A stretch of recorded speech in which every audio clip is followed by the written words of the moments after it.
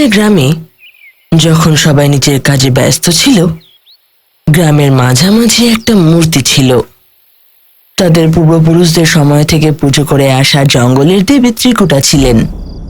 রাত হচ্ছিল আর সব গ্রামবাসীরা কারোর ভয়ানক আওয়াজ শুনতে পায়। যখন সবাই ঘর থেকে বাইরে বেরিয়ে দেখে, মঞ্জুরাকা, মঞ্জুরাকা।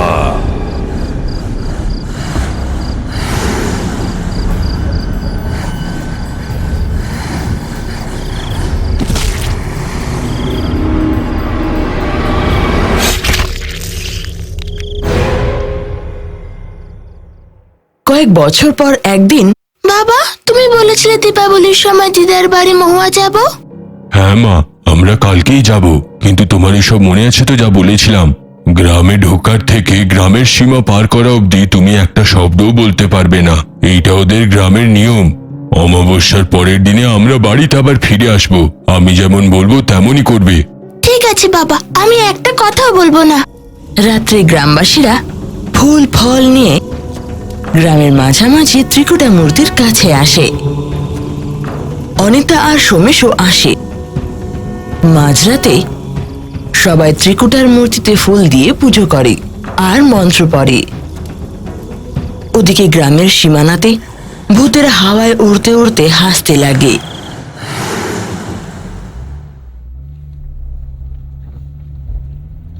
বাবা, আমাকে বলো না, দিদার গ্রামে কেউ কেন কোনো কথা বলে না? আর অমাবস্যাতে গ্রামের সীমানাতে ভূত কোত্থেকে এলো? আর ওরা গ্রামের ভিতর কেন আসে না? বলো না বাবা, আসলে কি হয়েছিল? এই গল্পটা 70 বছর আগে ঘটেছিল। তোমার দিদা আমাকে এটা বলেছিল। এই গ্রামের নাম মহুয়া। একবারের কথা, প্রত্যেক অমাবস্যায় গ্রামের মাঝামাঝি স্থিত ত্রিকুটার এই মূর্তিতে গ্রামবাসীরা ফুলের বৃষ্টি করত, মানে ফুল ছেটাত। তারা বিশ্বাস করত যে তারা এমনি করলে দেবী তাদের গ্রামের রক্ষা করবেন। কিন্তু সময়ের সাথে সাথে গ্রামবাসীদের ভক্তি কমতে লাগে আর টাকার খিদে বাড়তে লাগে, আর তার প্রতি বিশ্বাস কমে যায়। তারা ত্রিকুটার মূর্তির খেয়াল রাখা বন্ধ করে। কিন্তু জন্ম থেকে বাবা মাধব এখনো প্রতিদিন ত্রিকুটা মূর্তির পুজো করত। ঠিক সেই সময় গ্রামবাসীদের সাথে একটা আজব ঘটনা ঘটে। একটা ভয়ঙ্কর তান্ত্রিক মহুয়াতে আসে। সকালে সবাই দেখে যে সেই তান্ত্রিক একটা মেয়ের হাত ধরে টানতে টানতে নিয়ে যাচ্ছে। গ্রামবাসীরা আটকানোর চেষ্টা করে, কিন্তু ও থামে না। ও একজনকে জোরে হাওয়ায় উড়িয়ে ফেলে দেয়। তখন গ্রামের প্রধান ওই তান্ত্রিকের সামনে এসে বলে, কে তুমি? আমাদের গ্রামে এসে আমাদের চোখের সামনের থেকে আমাদের মেয়েকে নিয়ে যাবে? ছেড়ে দাও সেই মেয়েটাকে। মঞ্জুরাকা, মঞ্জুরাকা, মঞ্জুরাকা, মঞ্জুরাকা। এইটা আমার আগমনী। তোমাদের সবাইকে আমার হাতেই মরতে হবে। আমি জগতে রাজ করতে চাই, এইটাই আমার ইচ্ছে। বুঝতে পারলি রে গ্রামের মোড়ল? যা, আমার পেছনে আসবি না। মঞ্জুরাকা, মঞ্জুরাকা, মহামায়াবী মঞ্জুরাকা। মঞ্জুরাকা, মঞ্জুরাকা। গ্রামবাসীদের দেখতে দেখতে মঞ্জুরাকা আরো একটা মহিলাকে টানতে টানতে নিয়ে আসে। আর গ্রামের সীমানা পার করতেই ওই মেয়েটাকে গলা টিপে মেরে দেয় আর ক্ষুদ্র পূজা করে মৃত মেয়েটিকে ভূতে পরিণত করে। তারপর ওকে বাম হাতে মিশিয়ে নেয়। এদিকে মাধব সবাইকে ত্রিকুটার মূর্তি দেখিয়ে তাকে পুজো করার ইশারা করে, কিন্তু সবাই অবজ্ঞা করে। মাধব একটা কাগজ নিয়ে তাতে কলম দিয়ে লেখে, চলো ত্রিকুটার মূর্তিতে পুষ্পাঞ্জলি করি, আর প্রত্যেক ঘরে গিয়ে গিয়ে কাগজ দেখায়।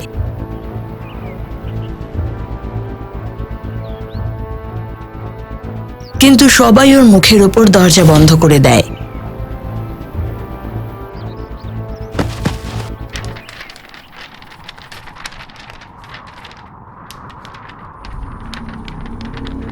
मैम हीम छम सिद्धि प्रसीदा, छम हम शक्ति प्रदान, जम दसोहम मंजराका। এমন মন্ত্র পড়তেই মঞ্জুরাকার হাত থেকে দুটো ভূত বেরোয়। সেই ভূত দুটো গ্রামে প্রবেশ করে উড়তে উড়তে জোরে জোরে চেঁচাতে লাগে।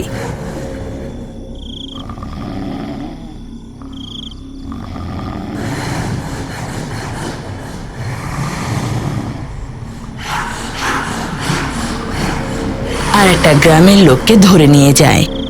মঞ্জুরাকার হাসি পুরো গ্রামে শোনা যাচ্ছিল, আর ওই হাসি শুনে সবাই ঘরে কাঁপছিল। ওই দুই ভূত গ্রামের লোকটাকে এনে মঞ্জুরাকার সামনে ফেলে দেয়। মঞ্জুরাকা ক্ষুদ্র পূজার তলোয়ার বের করে গ্রামের লোকের মাথা কেটে দেয়। পরের দিন প্রধান নিজের চাকর গঙ্গারামকে ডেকে বলে, আমার মনে হয় বোবা মাধবের কথাটাই ঠিক। সেই ত্রিকুটার মূর্তিকে পুজো করার পরেই এই সমস্যা দূর হবে। তাড়াতাড়ি যাও, গ্রামবাসীদেরকে চকে জড়ো হতে বলো। শোনো শোনো, গ্রামের মোড়ল সব গ্রামবাসীদেরকে গ্রামের মোড়ে আসতে বলেছে। সবাই বেদিতে একত্রিত হয়। যেমন আমাদের মাধব বলেছে, আমরা ত্রিকুটার মূর্তিকে।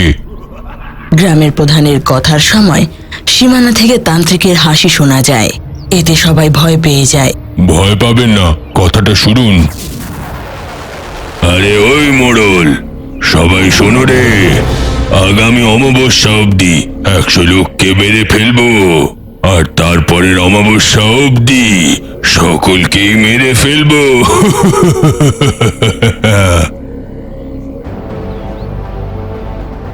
এইসব দেখে মাধব দৌড়ে গিয়ে ত্রিকুটার মূর্তির পায়ের কাছে গিয়ে জোরে জোরে মাথা মারতে লাগে। মাধবের রক্ত ত্রিকুটা মায়ের পায়ে পড়তেই,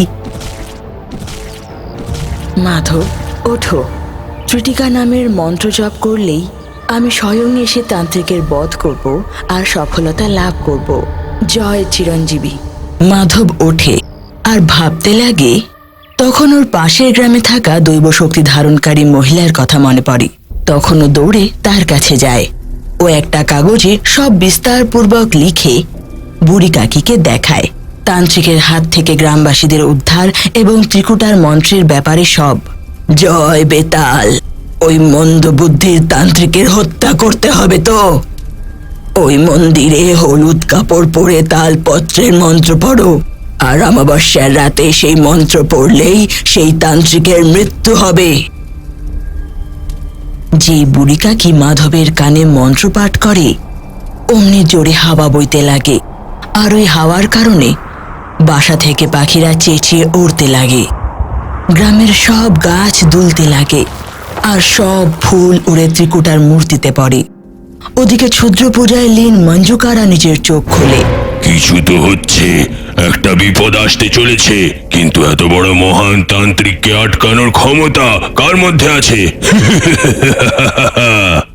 মাধব বুড়ি কাকি থেকে আজ্ঞা নিয়ে গ্রামে পৌঁছায় আর তালপত্রের গ্রন্থ পড়ে। রাত ঘন হচ্ছিল, অমাবস্যা, কালো ঘন রাত, সব শুনশান। সব গ্রামবাসীরা ভয়ের চোটে নিজের ঘরে লুকিয়ে আছে। সেই সময় মঞ্জুরাকার হাসি পুরো গ্রামে শোনা যায়, আর ভূত হাওয়ায় উড়তে লাগে। মাধব গ্রামের মাঝামাঝি দাঁড়িয়ে। এটা দেখে মঞ্জুরাকা রেগে গ্রামে এসে, আরে এই বোবা, তোর মৃত্যুর জন্য এখন অনেক সময়, যা এখান থেকে। তোর মৃত্যু এইখানেই হবে, এক্ষুনি হবে। কি বললি? তুই আমাকে মারবি? না, আমি তোকে মারবো না, আমি নিজেই মরে যাব। মাধব তখন বুড়ি কাকির বলা সেই মন্ত্র মনে পাঠ করতে লাগে, আর নিজেকে চাকু দিয়ে মেরে মারা যায়। আর তখন মাধবের সেই আত্মা তেজস্বী রূপে মঞ্জুরিকার ভেতরে ঢুকে যায়, আর মঞ্জুরিকাকে দিয়েই তার মন্ত্র পাঠ করায়। তখন ত্রিকুটার মূর্তি প্রকট হয়ে ত্রিশূল দিয়ে মঞ্জুকারার মাথা কেটে দেয়।